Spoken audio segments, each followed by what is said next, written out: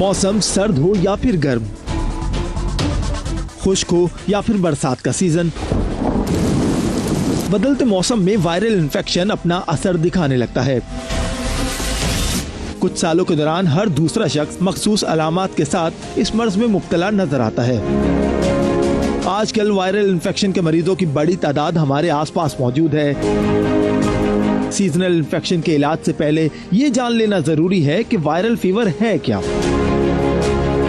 Viral बुखार के दौरान आपका जिस्म इन्फेक्शन से लड़ते हुए बॉडी के टेम्परेचर को नॉर्मल से बढ़ाकर मर्ज की निशानदेही करता है। यही नहीं, फ्लू और तेज बुखार की कैफियत मुतासरा शख्स के इम्यून सिस्टम को बुरी तरह मुतासिर करती है। बुखार की शिद्दत का 103 फ़ारेनहाइट या इससे ज्यादा होना तशवीशनाक है।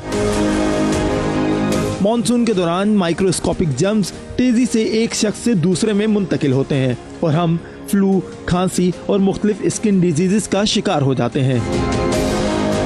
यहाँ ये बात अहम है कि इन्फेक्शन से मुतासरा शख्स में जाहिर होने वाली अलामात दूसरे शख्स से मुख्तलिफ भी हो सकती हैं। पसीना आना, सर्दी लगना, गले में तकलीफ, पट्टों और सर में दर्द मर्ज की इब्तदाई वाज़ेह अलामात हैं।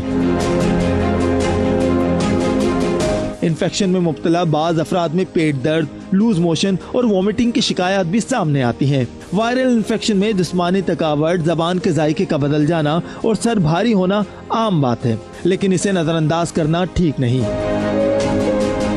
बुखार अगर बार बार चढ़ रहा है तो सेल्फ मेडिकेशन के बजाय फौरी तौर पर जनरल फिजिशियन से राब्ता करें। और हाँ, बारिश के मौसम में बीमारियों से दूर रहना है तो बाजार में दस्तयाब तेल से बनी अशिया से मुकम्मल परहेज करें।